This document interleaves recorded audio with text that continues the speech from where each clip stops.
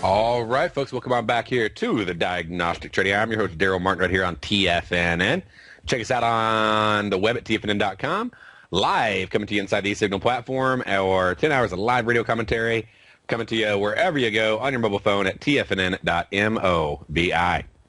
Let's check out where the markets are at today. We got the S&P is currently down 12.5 points. We have the Russell is down 6. NASDAQ is down 29, and the Dow is down 140 points. With all that, though, we've still had quite a bit of chop, but we'll go through and look at each one of them. Let's look at the metals markets. We got copper right now, pretty flat on the day, just not even up, a 0.1% there. So we're working on that one. We got silver is currently up almost. Nope, silver's down. Silver's down about 0.15. Gold is up about 0.4% at the moment. Looking on over at natural gas. Natural gas is currently up 1.5%. And our oil is down 67 cents, sitting down there at 89.67, really holding that $89 level that Pesavetta was talking about yesterday. Let's go into the FX markets. We got the pound dollar is up a whole whopping 2 pips. We got the euro dollar is down 7, euro pound's down 2, dollar frank's up 1. And dollar yen is down 44. Got a little movement there in the yen there. Euro yen is down 62. And the Aussie yen, though, is up just a mere 8. Aussie dollar up 46 after the interest rate announcements last night. We'll look into that. We got the bond markets right now is up about 0.7 on the 30 years there. And looking over at the dollar index, it is down just a little bit at the moment. All right, well, that gets you caught up on our current market wrap. And let's go in. Let's check out some of the trades just from last night, what was going on. And I'll bring these on up for you. So right over here, we had the news announcement come out, and I'll get my news plan on up. And had a little bit of movement there. So just give me 1 second. I'm going to pull that back up for you. I had it up a second ago, and then I closed it. And we'll go in over here and take a look at our Aussie chart. There we go. Okay, and then the news trade they had their, like I said, their Fed funds rate, their interest rate last night, and usually a pretty flat move. But like I said, we usually get about 1 out of 12 where they do move pretty decent. We've had some pretty decent moves this last week or so, and which can be good and bad. It depends upon, I guess, what exactly it is that you're doing. So looking at the 11 p.m. to 7 a.m., like I said, we got some pretty decent movement, and let's see just how much that was specifically. So 11 p.m. running on over here to 7 a.m. Closing on that chart there. There we go. Okay. So we got about 35 pips of movement and 36 pips there, give or take a couple ticks. We were looking for a minimum profit of $35. So that one expired at break even for us. I'll take a break even. If that's the choice, I will go with break even over loss, obviously, any day. Like those winners, but we can handle the occasional break even trades. And they basically decided to hold their rate flat at 2.5%. We also had China was on holiday last night, yesterday, and so that's stunning things a little bit. Despite all that, we still did get a pretty good move. It's just the implied volatility was really low. I mean, really low for especially a event there. I mean, only 35, 40 pips of expected movement even on the Aussie dollar. It went right on up, as you can see, to its one deviation level, but then it popped, So, and anyways, but we got some good moves, and let me see here. Let me double check. So I'm trying to get this to show me a couple other things, and it looks like it's giving me an issue. So give me 1 more second. I apologize. Want to make sure we got the accurate information on there. That looked a little bit light for that.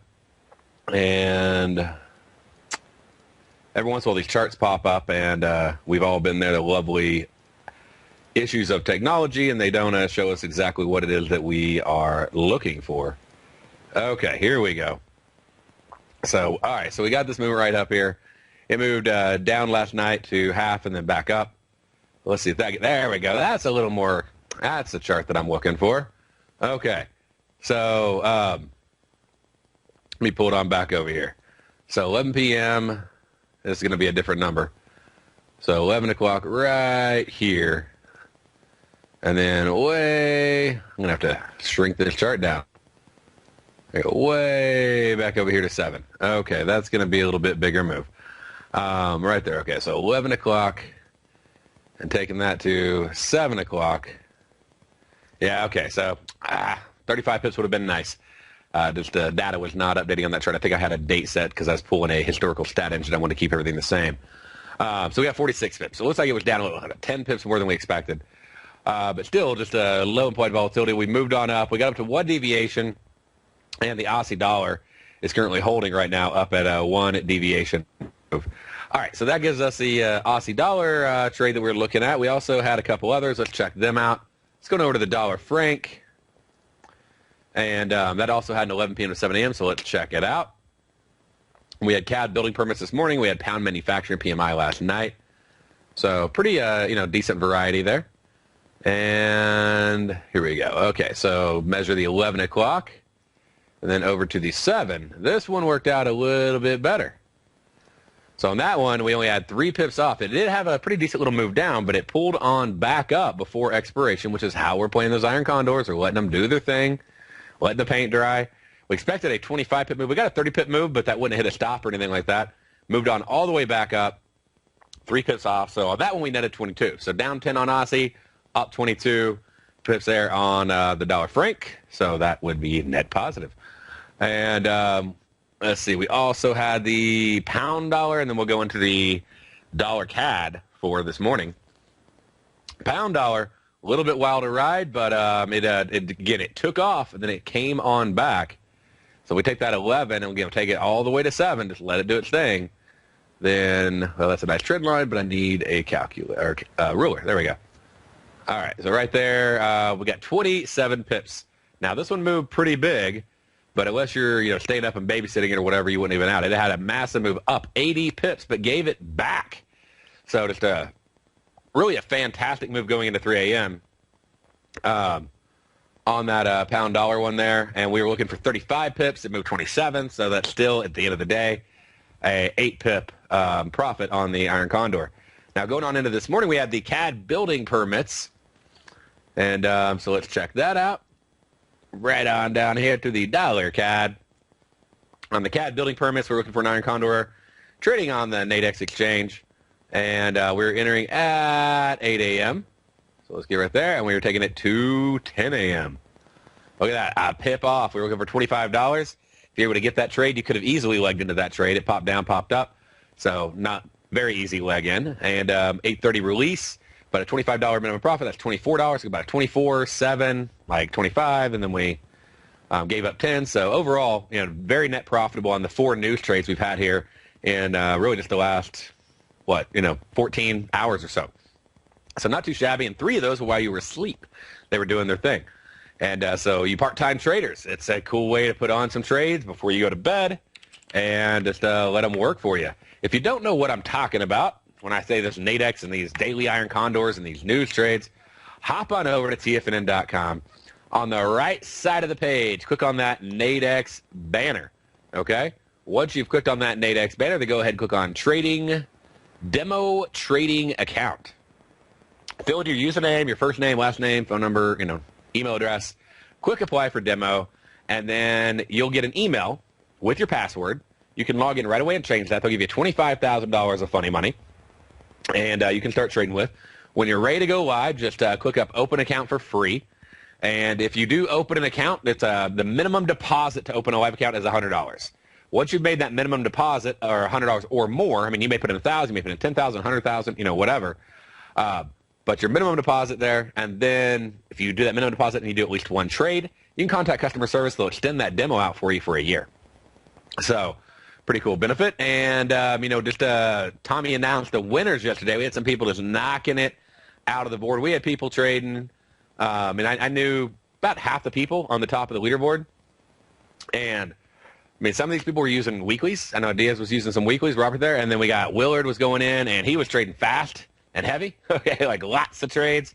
And, so 2 completely different styles, knocking out first place, second place. We got Norwood staying in third place just day after day after day. And then we go, just go down the list, and we just had some people do really, really well. Obviously, it's demo. You're willing to, risk a little more than normal, or a lot more maybe than normal. But the matter of the fact is you could still blow your account up, okay? So people did this, and they were successful at it. So complete kudos, complete props, and just a lot of fun. So many traders getting in and getting involved. We had 25 just random prize drawings, basically just every day. We drew 5 people who placed a trade during the demo contest, no matter what the results are. And if they were one of the 5 that were picked, they got $100 cash, copy of Tommy O'Brien's book, Art of Timing the Trade. And anyway, so obviously getting out the cash prizes, $3,000 to first place, $1,500 to second place. So, and then, on down the list there. And but very, very cool, and just a lot of fun. Look forward to doing more of these trading competitions. And it's a good way just to get exposure to see how it works and how to trade it. And of course, to help you with that, we got the the spread scanner, the binary scanner. Makes it a whole lot easier. If you're logged in and you use the scanner, you can get that, by the way, on the homepage at TFNN. You can check it out. And down here on the list, and just grab that. You get the binary and spread scanner. Both of them come with it now. It just says spread, but we actually include both. Okay. And I also give you those daily deviation levels I'm always talking about. So those are published every night by 8:15, I think 8:30 at the latest. And we basically do them automatically, and then we do a quick manual check to make sure they're all accurate before we push them on out to you. But very easy to use. And all you got to do is click on that. You log in. You get basic training on the homepage. It tells you, what to do and what order to do it in to get you going. And so as soon as you log in, just log in there. Getting started, step-by-step, application, strategy. Who is Nadex, how to, trade the bull spreads, how to use the scanner, all that stuff's covered in here. And then we got the spread scanner, the binary scanner, the deviation levels, all that's included for you to help you get going on that. So definitely check it out, and look forward to answering questions for you. You also have a direct section where you can ask me any questions that you want to, okay? As well as you can call right in, and I'll be glad to answer them live for you. All right, y'all have... Hold on, I guess we'll do the right thing. Hold on for just a few more minutes, and we'll be back right after this break. All right, folks, welcome back here to the Diagnostic Trading Hour. Just wrapped up our news trades that we just had here last night and this morning. Going into today, we had a few other things to be aware of, but rolling on to later tonight.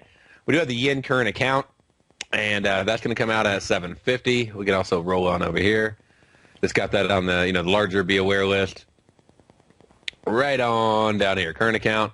And then we'll have the HBI services report on the yen. That could also have a impact to be aware of for the Aussie and the yen. Look at a little bit, going into the morning hours over here. We can look at what we got. Looks like we're going to have Bank of England is going to have credit condition survey at 4:30. So if you're trading in the morning, be aware of that. We don't have any overnight news trades tonight. Tomorrow morning, we do have the CAD housing starts. That's going to be released. And let's see here. Pull that on up. There we go. So right there at 8:15. And we're looking for a very small move. So pretty cheap. Iron Condor, $20. Entering at 8 o'clock for 10 o'clock expiration. And again, that's buying at the lower spread and selling the upper spread on Nadex. Scanner making that super easy for you to find. I just go in and do a straddle, and then I do the opposite. So, that's really all it is. So I'll open up a straddle, because that's quickly to find, and then I'll roll it on over. And then a reminder for you, on these ones where I'm giving you the expected move, maybe you can or can't get the trade, whatever, but just to know that maximum expected move is helpful for tightening stops, being very cautious and taking additional longs, things like that. During those times on those specific reports. We got oil inventory. We got the volume spike going on at 10:30, so that's been a pretty cool trade most weeks. And let's see, tomorrow we got a 10-year bond auction happening right here in the U.S. So at 1 o'clock, that could have an impact. We got FOMC meeting minutes being released right after that from 2 to 3. This is the meeting minutes. It is not the FOMC interest rate. It is not the interest rate with the press conference, which is the big mover. It is just the meeting minutes. Unless there is some big shocking on there, usually it's a non-event, but it still can rock things a little bit. So just use caution, but don't have massive expectations of movement, okay? But use caution on it, because every once in a while there's a little byline in there from whenever all the little heads of the Fed get around and have their little meeting and they take notes, and You got the person back there typing it all up, and then they send it out, and one person said something like, oh, wait a minute, that means they're going to lower interest rates next month possibly because 3 people thought it, and boom, things explode. So most of the time, non-event. Tomorrow night, we're going to have the Aussie dollar employment change and unemployment rate coming on out at 8:30. That will give us a nighttime trade. We'll be looking to enter that trade for 6 with a 9 o'clock expiration. You can check, as an added note, check the 11 o'clock as well, just in case. Sometimes for a few more dollars, you can get a couple more hours. Okay? So for a few more dollars, you can get a couple more hours. And let's see. So you have to enter as early as 7 for a 9 o'clock. So enter as early as 7. Let me update that. So for 9 p.m., as there are 2 hours. So I got a typo there. So enter as early as 7 for a 9 p.m., but also at 6 and 7, check the 11, okay? For a maximum risk of $35 on the trade. And that's going to be a straddle, meaning we usually expect a pretty decent-sized move on the Aussie dollar employment rate and employment change report. All right, and straddle is with spreads, not binaries, okay? One of the beautiful things about, spreads on these is, let's say it just moves 35 pips, you break even on the trade. Moves 40, you make 5. Moves 30, you lose 5. Binaries, if it doesn't hit your profit, you're not profitable. You lose everything, okay? So if you don't get out of that trade, you lose everything. Where spreads can just go on to expiration, you can let them do their thing and actually still, recover a good chunk of those funds. So it's not too late of a trade, so it's pretty easy to manage. Usually you want to be around to manage most of the straddles. Unless they're just massive movers, then you can just put them on and set in your take profits and go to sleep. But this one's pretty simple, and with the report comes out at 8:30, we'll probably expect most of that movement to happen in the first 30 minutes. But like I said, if for a few more bucks you can pull off an 11 o'clock, you might want to consider it. Yen core machinery is going to be coming on out at 7:50, so make sure to check that out. And let's see here.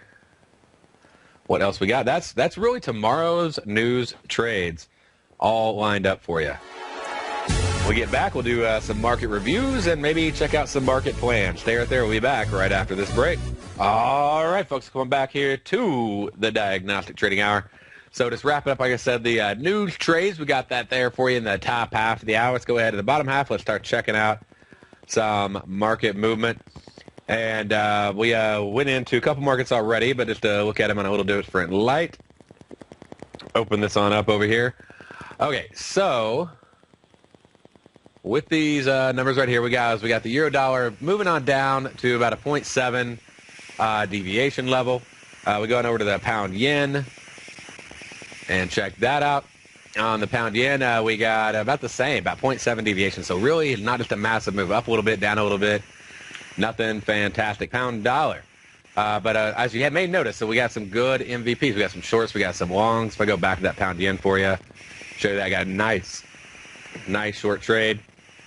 We got Euro USD going on down there and then running on back up. So just some great nighttime trades. And I bring this up, we talk about the news trades. These are just simple MVP 10-minute trades.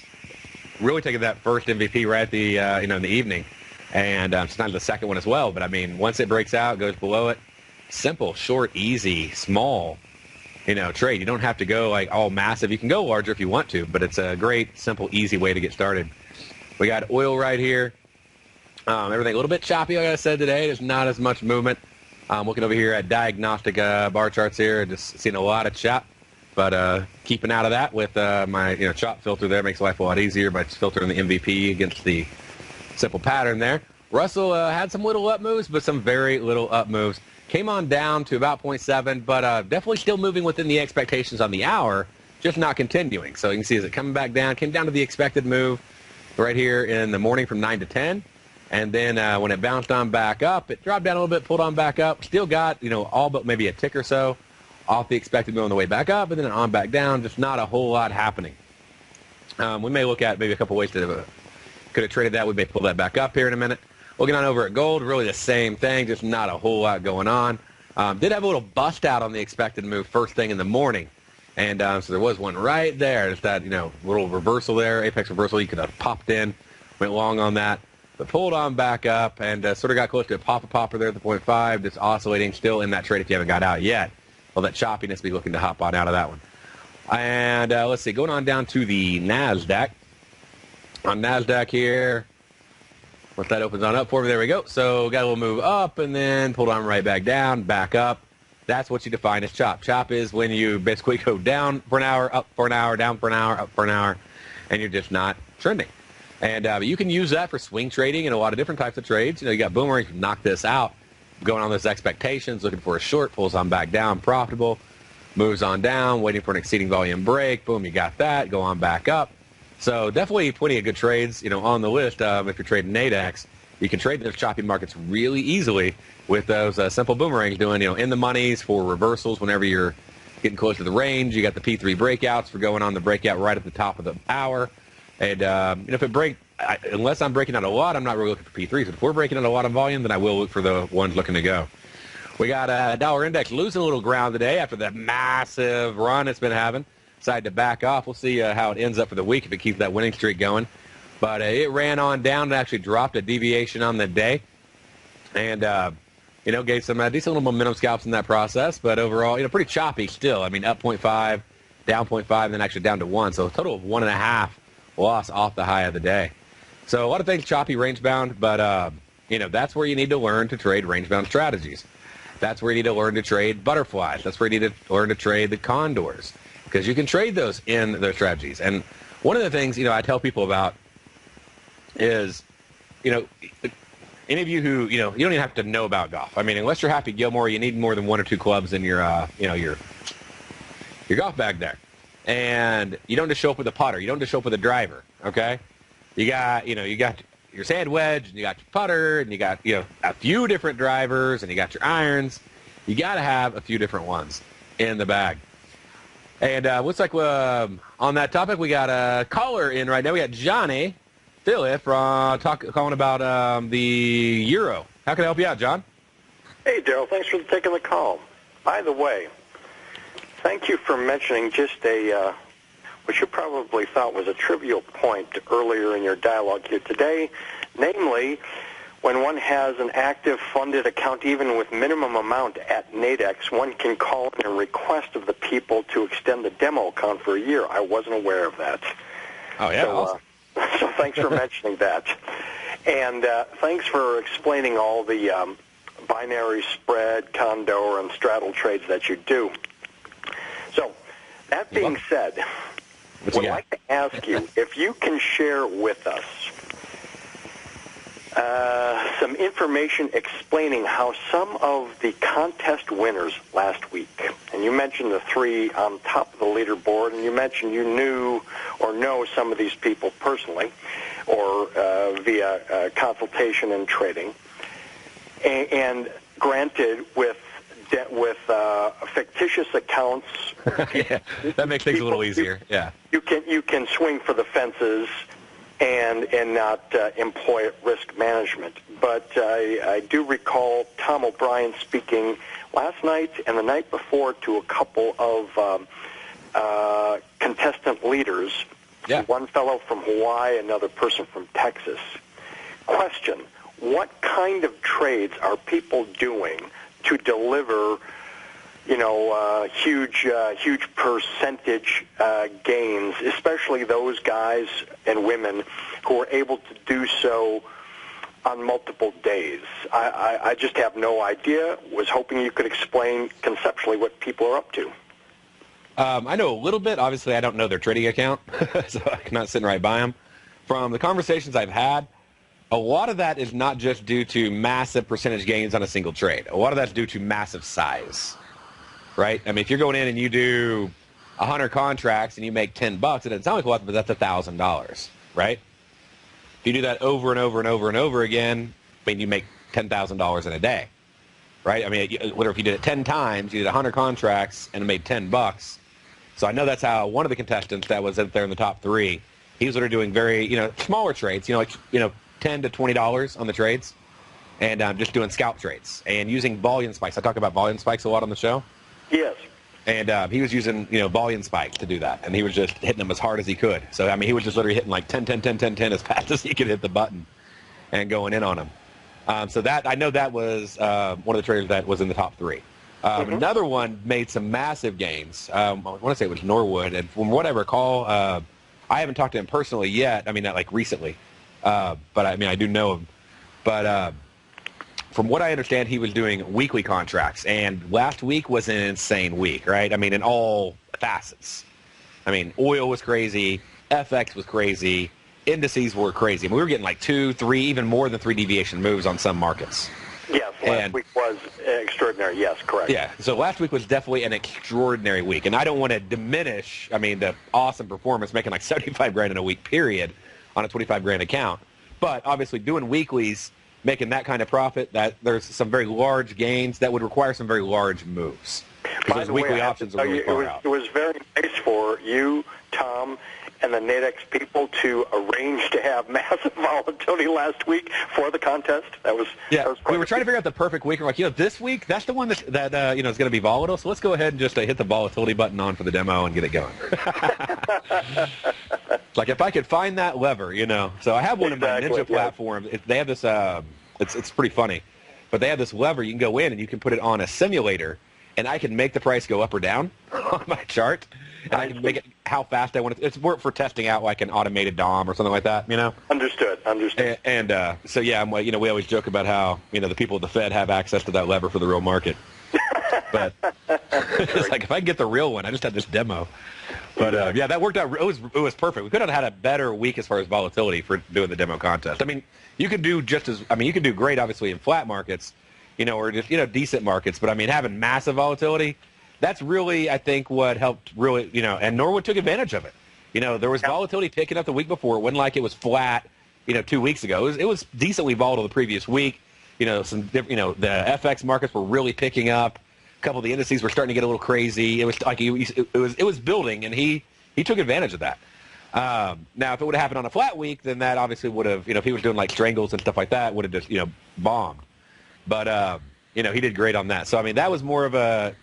First one, I think, was some good market timing, some good market analysis, and some good market fortune with that volatility. I thank you so much for that. I'll get off the line and open things up for you. But what I might ask is, what else you got? You had mentioned one of the traders was hitting or was acting upon volume spikes, but then just doing lots of size, looking for small gains per contract. If you could just review one example of just that sort of thing again for us, now that subject is in focus, it would be very helpful to me if you could just share an example of that type of thing before you close the show today. So thanks so much for your time.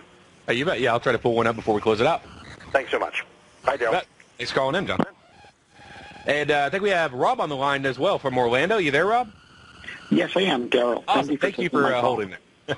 You bet. I'm a simple trader, so hopefully you can explain a simple question that I have that I'm not sure how to start a Iron Condor. Because let's say I know the concept, which is it's not going to move so much, and it's going to be the high and low, and once it's finished, I get the premium. But how do I guess where it's going to start so I can go to sleep and look the next day and I'll be whatever, $20 richer or whatever? Like one of the ways is to go in and like the news trades I call out. And so how I'll go through and I'll say, okay, so for tomorrow morning, as an example, I mean, I went over some of them, and I said, okay, tomorrow morning we have this trade set up. And I want to say, what was it, $CAD in the morning, okay? And so if I'm looking at the $CAD, I'm like, hey, the expected move on this is about 25 pips or less, meaning like maybe go to 25 but then pull back, okay? So I'll go in and I'll buy a lower condor, I'll buy a lower spread, and I'll sell an upper spread. My maximum profit on those two spreads, I want it to equal $25 or more, okay? So $14 profit on one, $12 on another, I'm at 26. That's awesome, okay? And then what I do is, so I pull the stats. So I look at, from 8 a.m. to 10 a.m. when the CAD building permits order is, announcement comes out at 8:30, what is the movement every time the CAD building permits comes out between 8 and 10 a.m.? And I basically look over the last 12 months. I find all that information, and I'm like, okay, so we're looking at about a lot. It's usually less than 25. On the biggest move, it's maybe 50. So if I lose on one, or maybe like one of those trades, maybe I lose $10 on another one, and then the majority of them I make $10, $15, $20 on, then I'm net profitable over the course of a year on the trade. And then I do them. That's not just one trade. I did there's 4 of them in the last 24 hours that we've done. So that's one way is news.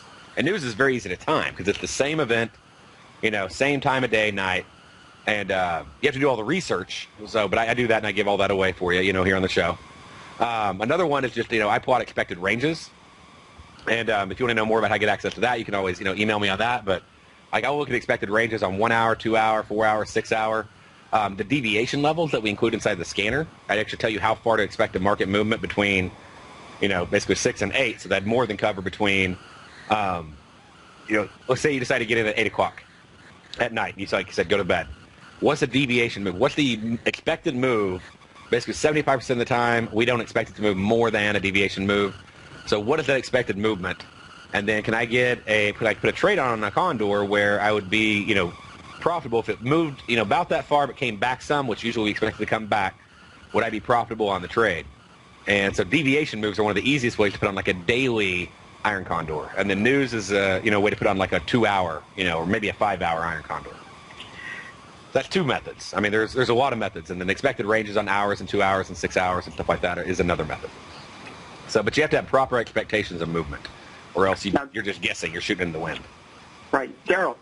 You mentioned that 8 o'clock to 10 for the CAD, U.S. CAD. There was three strike zones, or 3. I'm not sure what they call them, but 3 places you can buy and sell. So you're saying that you get the higher one? There'll be 3 spreads. Yeah, so you'd sell the upper higher one and the lower one. Right, so you sell the higher one and you buy the lower one. But how do you know the number? I want to go set it and then go to sleep or go to work, and I'm not sure about doing that. Okay, you want to look at the minimum profit. The maximum profit, because you're buying it. There's not going to be a lot of profit in it, right? So it'll be like, say, 100 pip wide spread. There'll be, say, like $15 profit. You can lose 85 if the CAD were to explode and move 85 pips in 2 hours with a small news announcement. Okay? So you're looking at that trade. So what you do is you're looking at the maximum profit on the lower one. Stay right there. We'll talk about it when we get back, okay? All right. All right. Welcome on back here to the Diagnostic Trading Hour. I got Rob on the line. We're talking about spreads and picking that spread. And, Rob, your last question was basically how do you know if it's the right spread to pick? Was that right? Or actually the exact number, because I'm going to be setting it up, hopefully, and then go to sleep. Right. But I'm not sure what numbers to put in there. Okay. Well, you're going to put, when you put the trade in, you're just going to put the trade in. So basically what you want to do is you want to go in and you want to find, I guess that sort of was redundant, but you're going to find the minimum profit on the trade. So let's say, just as an example, let me see if I can find a good example for you real quick. But that means I have to be awake at the time it starts, I guess. Is that the key that I'm missing? Yes. So like you'd have to be awake at 8 o'clock. Okay. Because the contract doesn't even start trading. Okay, that makes sense. Yes, you don't have to be. Yeah, because the contract is not. You're not able to put a trade in until 8 a.m.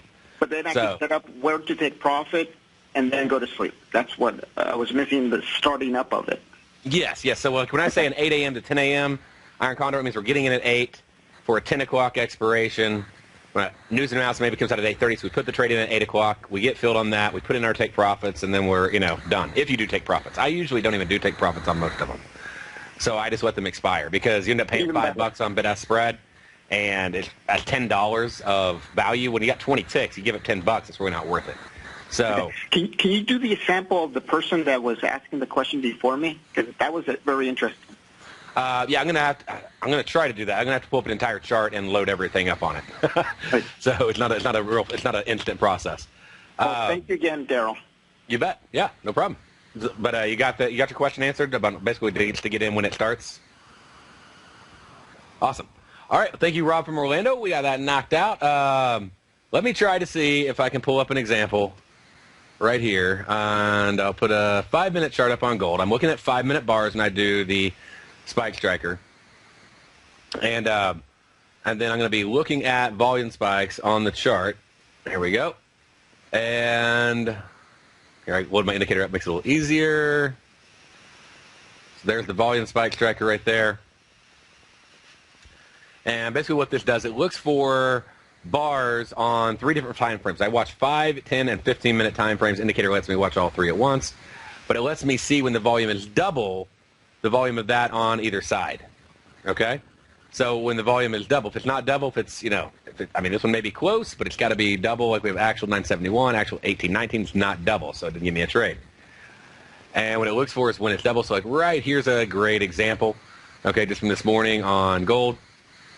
And what it's doing is it's saying, okay, right here, this volume bar is double these 2 volume bars on the 5-minute time frame.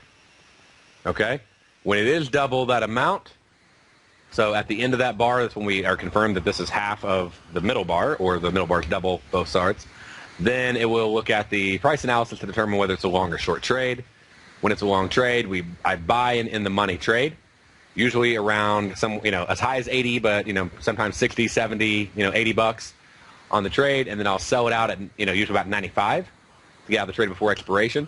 Every once in a while they do go into expiration, and you may have heard that alert that just popped off. But anyway, so it does that, and then I buy. So I'll buy it in the money contract. Say that it's saying buy 1210, and so I'll buy it in the money. Maybe I end up buying a 1209 or 1208. So let's just say it was a 1209. And then it oscillates around, goes on up, and then I'm profitable on the trade, and that's it. I mean, that's literally all it is. It's just volume spike after volume spike. There's a sell, goes down, I take my profit, and just basically double volume. But you do have to have the market profile analysis to be able to know whether to go long or short. All right. Well, if y'all have any more questions, let me know. Also, email me or send me a message inside the scanner. Be glad to help you out. All right, y'all have a great day, and I will see you tomorrow right here on the Diagnostic Trading Hour.